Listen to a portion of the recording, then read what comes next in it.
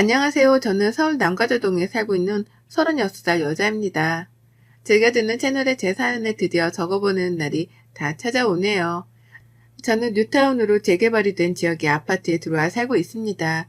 시부모님께서 젊으실 적 쭉 살아오던 낡은 동네였는데 지금은 다 재개발이 되어 아파트만 들어서 있는 높다랗고 도시적인 동네이죠.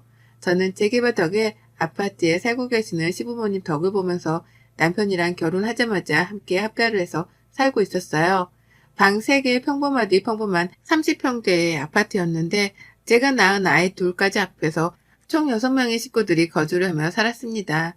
그 바람에 시아버지께서는 이게 좋은 줄을 모르겠다며 상해 끝에 도련님네 집에 들어가 살기 시작하셨고, 그래서 시어머니랑 다섯이서 산 것이 벌써 3년 정도 되었습니다. 결혼하기 전에는 맞춰진 시간 동안 출퇴근하는 직장으로 일을 하러 다니긴 했었습니다. 하지만 결혼하고 나서부터는 그 일을 그만두었어요. 너무 뻔한 레파토리이긴 하지만 가장 일을 그만둘 수밖에 없는 현실적인 이유 때문이었죠. 육아 말입니다. 아이들을 가졌을 때만 해도 시부모님이 옆에 계셨기 때문에 아이를 돌봐줄 어른이 계시다는 사실만으로 위안이 되었답니다. 하지만 막상 아이를 낳고 나니 육아는 저 혼자만의 일이더라고요. 남편은 바쁘다고 육아를 적극적으로 도와주지를 못했고, 시부모님은 나이가 드셔 몸이 힘들다는 이유로 또 육아를 돕지 않으셨어요. 어쩔 때 내 아이를 예뻐라 하는 건가 싶은 의구심이 들 정도로 아이들에게 그리 살갑게 굴어주질 않으셨답니다. 그러니 제가 만약 남한테 손 놓고 아이들을 맡기로 하느니 차라리 내가 직접 일을 그만두고 육아에 뛰어드는 게 낫겠다 싶었던 거죠. 그렇게 한번 직장을 그만두고 나니 둘째 아이를 낳은 이유 때문이라도 복직을 하기가 쉽지 못했고요. 처음 6이서 살 적에는 정말 치열하게도 집안일을 했었답니다. 지금에 와서는 어떻게 버텨서 지금껏 살고 있나 싶을 정도로 말도 못할 집안일을 혼자 떠맡아 했어요. 결혼하면 집안일을 할 수밖에 없고 또 아이를 낳는다면 육아를 할 수밖에 없다는 것쯤은 저도 잘 알고 있었는데요. 저의 결혼 생활은 남들이 겪은 것의 몇 배 이상으로 힘들고 고통스러웠답니다. 그런 와중에 시부모님까지 모시고 살았으니 두말하면 입이 아플 정도였죠. 일단 남편은 일이 정말 바빠서 집에만 오면 애들을 보다가도 스르르 잠이 들 정도로 피곤해하곤 했어요. 그러니 시부모님께서는 힘들게 일을 하는 남편의 뒷바라지 그리고 내조를 누구보다 잘 해내야 한다는 말씀을 강요 비슷하게 하곤 하셨답니다. 저도 직장을 다닐 적에는 저 또한 힘들어서 퇴근을 하면 녹초가 되곤 했는데요. 그런 표정조차도 짓고 있지를 말라며 억지로 웃기를 강요하더라고요. 웃어야 남편이 집에 들어왔을 때 조금이라도 기운을 차리고 또 복을 받는다고 말이죠. 그래서 웃었습니다. 영문도 모른 채 내 몸이 아닌 남편의 몸을 생각하면서 남편 기운을 차리게 하려고 억지로 웃었어요. 그러는 와중에 어머님은 무리할 정도로 저에게 퇴근 시간을 일찍 당길 것을 요구하시더라고요. 보통의 퇴근 시간으로는 남편이랑 집에 들어오는 시간이 어쩔 땐 비슷하다며 그 꼴은 죽어도 못 보겠다 하셨답니다. 아내가 먼저 집에 들어와 따신 고기나 반찬 같은 걸 최소한 미리 만들어 놔야 하지 않겠냐고 하시면서 말이죠. 그러니 어쩌겠어요?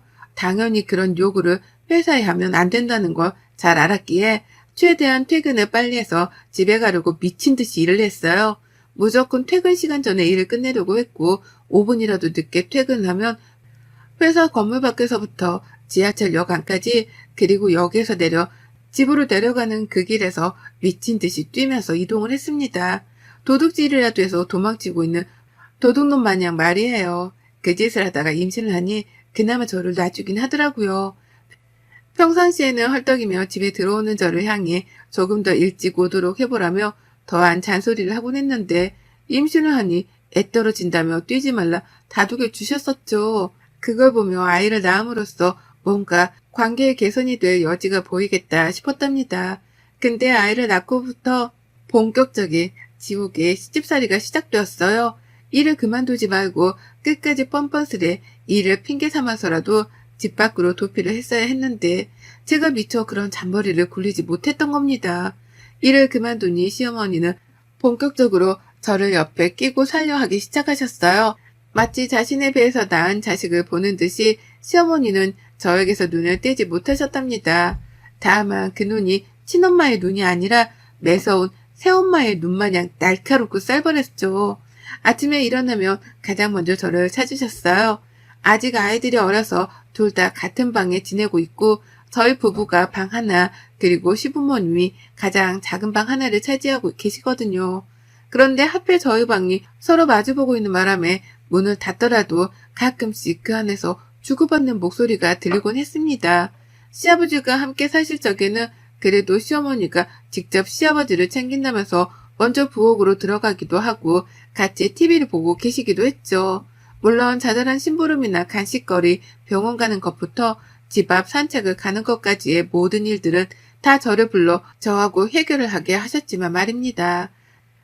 그런데 시아버지가 도련님네 집으로 이사를 나가시고 나서부터는 너무하다시피 저를 찾으시더라고요.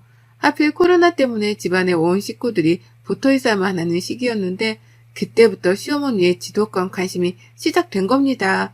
아침에 눈을 뜨자마자 방문에다가 얼굴을 들이밀다시피 하며 제 이름을 외치셨어요. 어쩌다 남편이 먼저 일어나서 출근 준비라도 하고 있으면 대역죄를 지은 것 마냥 베개를 흔들고 저를 깨우셨답니다. 일어나서 남편 출근 준비를 도우라고 말이에요. 정작 남편은 도움이 필요 없다며 더 자게 내버려 두라 거절을 했으나 시어머니는 그게 성에 안 찬다며 저를 도란스레 깨웠답니다. 아침에 일어나서 조금이라도 피곤한 눈치를 보이면 다시 세수를 하고 오라며 눈초리를 주고 물 한 잔 마시며 여유를 부리겠다는 걸 못 봐주겠다며 등짝을 밀기도 하셨죠. 빨리 잠에서 깨서 빠릿빠릿하게 움직이라는 소리였답니다. 하여간 저를 가만히 내버려 두는 것에 이골이라도 난 사람인 것 같았어요. 그러니 저는 아침에 일어나자마자 들리는 시어머니의 목소리가 듣기 싫다 못해 거북스러워 저도 모르게 귀를 막기 시작했고 굳이 아침부터 시어머니의 목소리를 들으며 하루를 시작하고 싶지 않아서 일부러 먼저 일찍 일어나 집 밖을 나가는 기이한 상황까지 벌어졌답니다. 절대 아침형 인간이 아니던 저였는데 시어머니 때문에 억지로라도 일찍 일어나 억지로 산책을 나가기 시작한 거예요. 그렇게라도 차분하게 혼자서 조용히 아침을 맞이하니 한결 하루가 더 기분이 좋게 시작은 되더라고요. 물론 어머님 얼굴을 다시 보며 기분이 상하는 건 똑같았지만 저만의 해결책 중 하나였습니다. 마음을 다스리는 해결책 말이에요. 말 못할 일들이 참 많았어요. 내가 이런 취급까지 당해야 하나 싶을 만큼 하찮은 일들까지 저에게 시켜가며 시집살이를 시키던 시어머니의 모습이 셀 수 없이 많았습니다. 아침마다 저를 깨우는 그 못되어 먹은 목소리도 그렇고 잠에서 덜 깬 며느리의 등짝을 인정사정 없이 패대기 치는 그 손짓까지 시어머니에 대해서 꼬집어 욕을 해보자면 욕할 거리들이 쉴 새 없이 나올 지경이었어요. 그래도 참았습니다. 바보가 아니지만 참았어요. 왜냐고요? 시어머니가 아무리 싫고 미웠어도 우리 부부 그리고 내 아이들에게 살 공간을 마련해 주신 분이셨으니까요.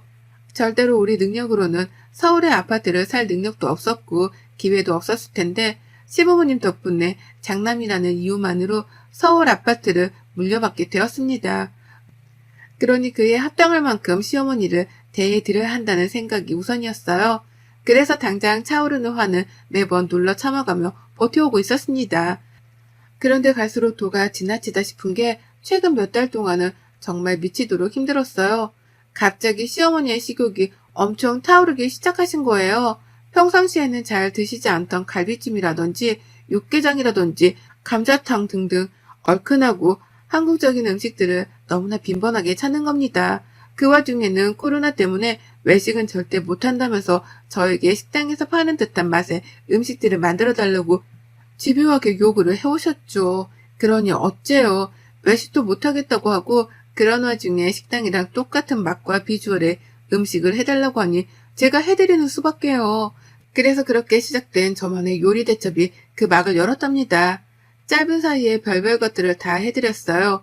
당연히 여름철이니 냉면에다가 콩국수, 메밀국수, 급기야 메밀묵까지 만들어서 묵막 국수까지 만들어다 드렸고요. 빈대떡이 먹고 싶은데 밖에서 사 먹는 건 불안해서 안 되겠다며 저한테 그걸 집안에서 만들어 달라는 겁니다. 그러니 제가 인터넷을 보고는 그날 하루 종일 부엌에 서서 빈대떡도 만들어 드렸어요. 부엌에서 나가려고 하니 갑자기 애들 때문에 또 간식을 만들고 또 정신 차려서 나가려 하니 남편이 퇴근해서 또 저녁을 만들고 하여간 하루 종일 부엌에서 버티는 날들이 갈수록 빈번해져 갔습니다. 중간중간 쉬는 시간도 물론 있었으나 빨래며 청소기며 밀린 집안 청소를 하고 나면 저 혼자 조용히 휴식을 취할 수 있는 시간은 절대적으로 부족했답니다. 엄청난 강도의 노동과도 다름이 없었죠. 그런데 2주 전 시어머니가 이번에는 곰국을 끓여달라더군요. 3일 내내 푹 구워낸 곰국을 말입니다. 보통 사람들이 길게 줄까지 서서 먹는 곰국 맛집은 최소 3회 정도는 푹 국을 끓여내서 판다고 하더라고요. 그 말을 어디서 들으신 건지 저한테 직접 해주면서 그렇게 똑같이 만들어달라고 하시는데 순간 저도 모르게 제 손이 제 뒷목으로 향했답니다.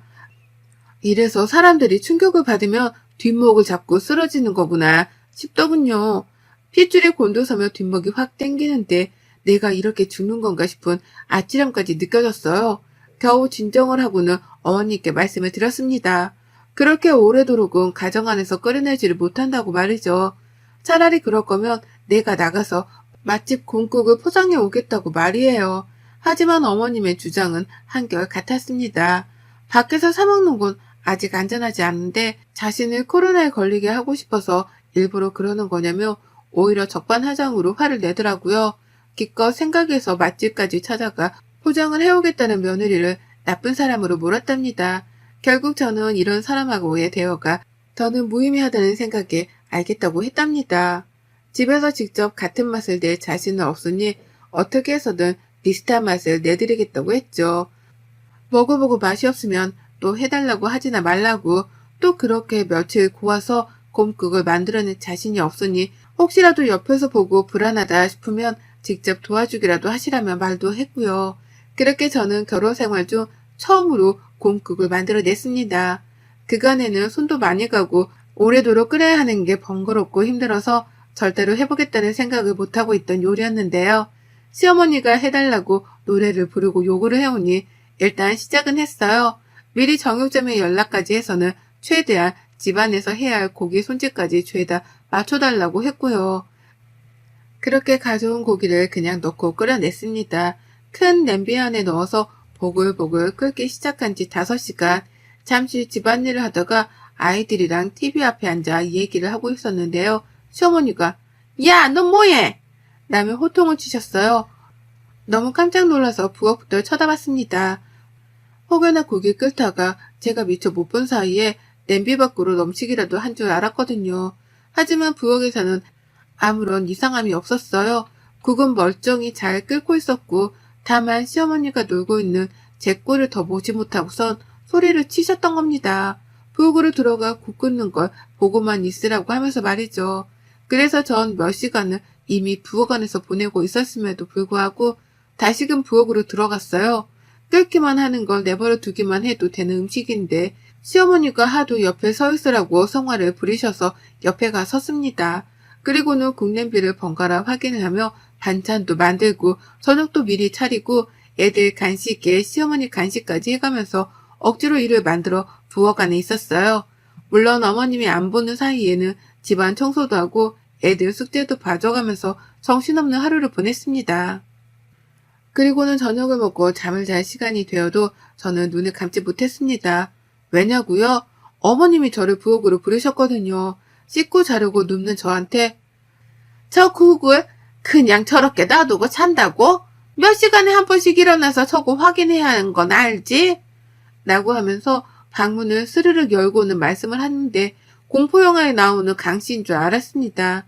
시어머니 방에서 흘러나오는 불빛이 시어머니의 시커먼 몸뚱아리를 감싸며 보이는데 침대에 누워있다가 반자동으로 자리에서 일어나게 되었어요. 그와 동시에 몇 번씩 부엌에 가는지 확인을 하겠다며 제 방으로 들어오려 하던 시어머니 때문에 저는 정말로 잠을 자지 못한 채 계속해서 잠에서 깨며 부엌에 가 끓고 있는 국을 확인해야 했답니다. 이건 정말 사소한 생고생과도 다름이 없었답니다.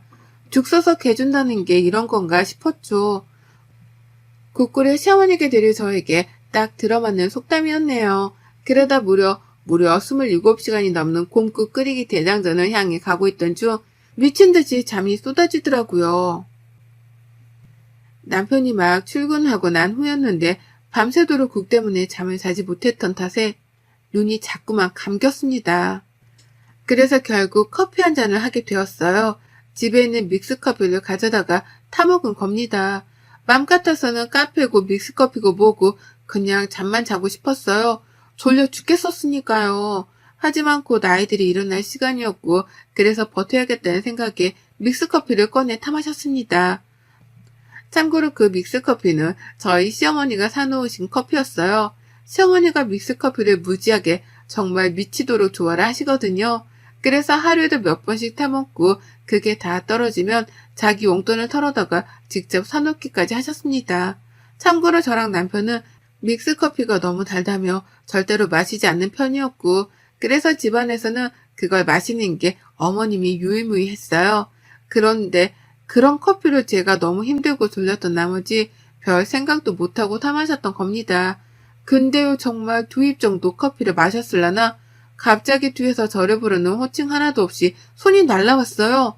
그것도 저를 아주 살짝 스치기만 하더니 그 손의 끝은 제가 믹스커피를 단 커피잔에 향했죠. 아이들이 사용하는 플라스틱 컵이었어요. 떨어져도 깨지지 않는 컵 말이죠. 근데 글쎄 뒤에서 시어머니가 커피를 마시고 있는 저를 보고서는 뭐에서 화가 나신 건지 바로 손을 날리고는 제 등을 슬쩍 치며 컵을 떨어뜨리신 겁니다.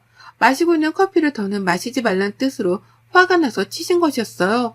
그 바람에 컵은 식탁 아래로 뒹굴어 버리듯이 떨어져 버렸답니다. 난리도 아니었어요.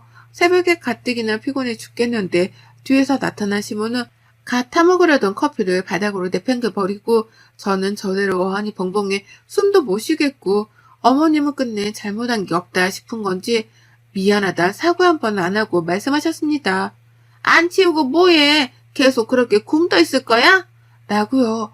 그래서 저는 영문도 모르지 시어머니께 그런 모진 취급을 당하고 걸레부터 찾아 바닥을 치우려 했고요. 그러다 뒤늦게야 정신을 차렸답니다. 내가 이걸 왜 치워야 하나 싶더라고요.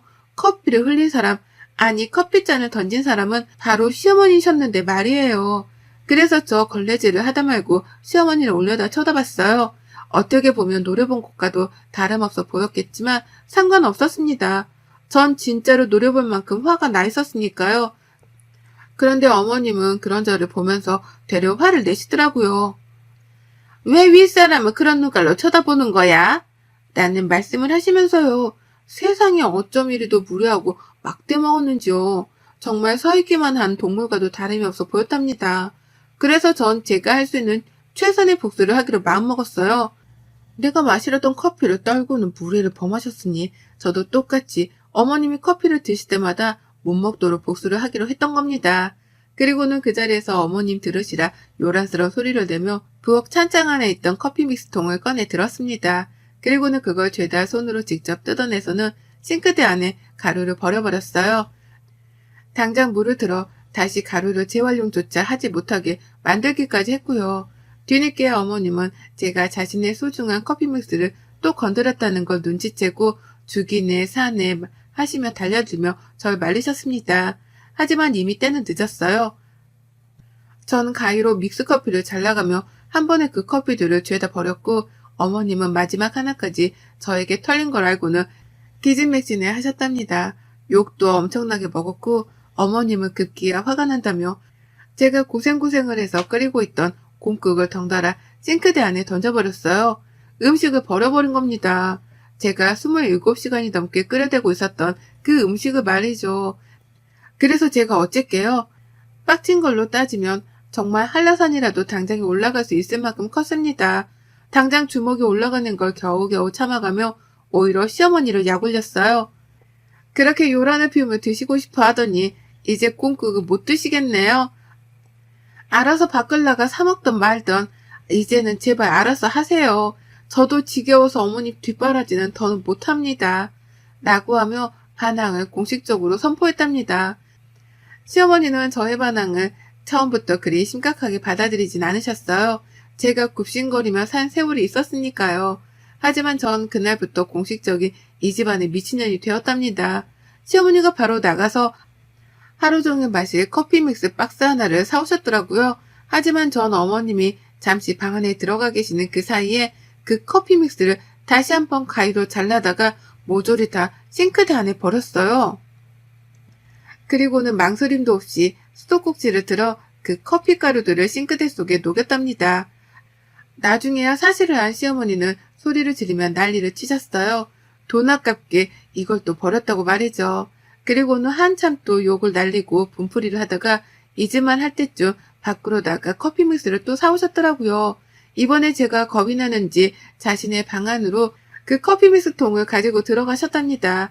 하지만 가만히 있을 제가 아니었어요. 시어머니가 화장실에 간 사이 저는 방 안으로 들어가 커피 믹스 통을 찾아냈고 그걸 또 모조리 꺼내서는 싱크대 안에 부었습니다. 물을 들어 또 싱크대 안으로 흘려보냈고요. 이 짓거리를 또 하고 나니 시어머니가 정신을 못 차리더라고요. 지금껏 2주간 시어머니가 저 몰래 커피 믹스를 또 몇 번 사오셨는데 그걸 제가 한 번도 빠지지 않고 죄다 찾아내서는 싱크대 안에 버렸습니다. 커피를 즐길 잠깐의 그 여유조차 주지 않을 거라는 복수심에 불타서는 시어머니가 방을 비우기라도 하는 소리가 들리면 쥐새끼처럼 방 안에 기어들어가 숨겨놓은 커피 믹스들을 찾아냈어요. 그리고는 남기지 않고 싱크대에 부었죠. 어쩔 땐 부엌만 들어가도 커피 냄새가 나오는 것 같은 기분이 들 정도로 제 손에 제거된 커피 믹스는 한 사발이었답니다. 그러자 시어머니도 처음엔 저를 만만하게만 보며 욕을 날리더니 점점 제 눈치를 보고 저 몰래 커피 믹스를 사는 걸로도 모자라 부탁을 하시더라고요. 제발 돈 아까우니까 버리지 좀 말아달라고 말이죠.